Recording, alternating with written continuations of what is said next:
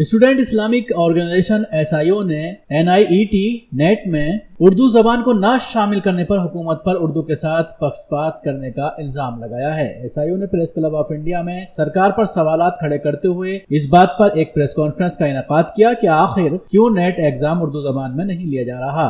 जनगणना के आधार पर उर्दू भाषा भारत में बोली जाने वाली सभी भाषाओं में छठे स्थान पर काबिज है, लेकिन फिर भी नीट में सिर्फ 10 भाषाओं के चुनाव के दौरान उर्दू को नजरअंदाज किया जाना उर्दू छात्रों के साथ भेदभाव करना है।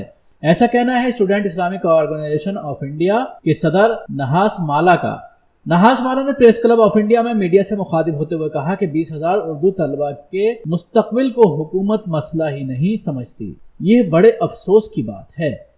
सुप्रीम कोर्ट के वकील रविंदर गरिया ने भी सरकार की इस मंशा को सवालों के घेरे में खड़ा किया। रविंदर गरिया का कहना है कि जस्टिस कुरियन जोसेफ की सदारत में बैठी बेंच के सामने मरकजी हुकूमत ने तकनीकी वजूहात का हवाला देते हुए कहा कि इस वर्ष ऐसा कर पाना संभव नहीं है। आने वाले साल में उर्दू को शामिल किया जा सकता है। उन्होंने तर्क देते हुए कहा कि इस नवंबर महीने में हुई बैठक में किसी भी राज्य ने उर्दू का मुद्दा नहीं उठाया।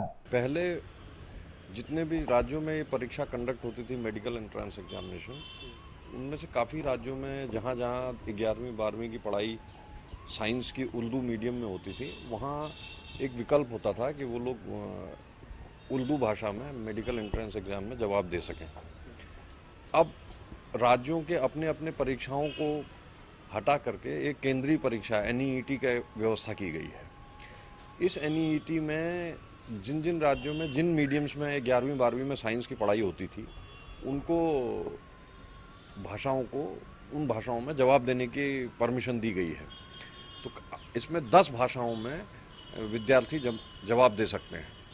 अब ये सारी भाषाएं वो हैं जो संविधान के 8वीं अनुसूची में जिनका उल्लेख है। उर्दू भी ऐसी एक भाषा है। अब जो संविधान के 8वीं अनुसूची में जिन भाषाओं का उल्लेख है, उन भाषाओं में को कितने लोग बोलते हैं, इसका भारत सरकार समय समय पर सेंसस भी कराती रहती है। तो जो सबसे हालिया सेंसस है 2001 का, उसके मुताबिक उर्दू छठी सबसे ज़्यादा बोले जाने वाली भाषा है। अब इस परीक्षा में NEET परीक्षा में ये सामने आ रहा है कि जो 12वीं सबसे ज़्यादा बोले जाने वाली भाषा है, उस भाषा तक को NEET में माध्यम के तौर पर शामिल किया गया है, लेकिन जो छठी सबसे बोले जाने वाली भाषा उर्दू है, उसको आश्चर्यजनक तरीके से किनारे छोड़ दिया गया है। अब यही मांग हमने सुप्रीम कोर्ट से की है कि इस तरह से उर्दू में, जिसमें कई राज्यों में परीक्षार्थी 11वीं 12वीं की पढ़ाई करते हैं, उन्हें मौका न दिया जाना उर्दू में परीक्षा देने का, उन लोगों के साथ भेदभाव होगा।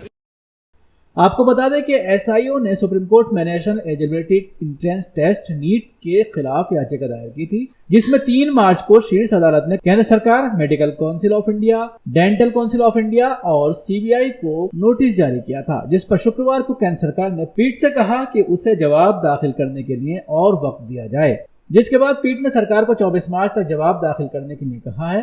फिलहाल हिंदी, अंग्रेजी, गुजराती, मराठी, गुजराती, उड़िया, बंगला, असमी, तेलुगु, तमिल और कन्नड़ मीडियम में NEET परीक्षा देने का प्रावधान है। Bureau report, news max, Delhi.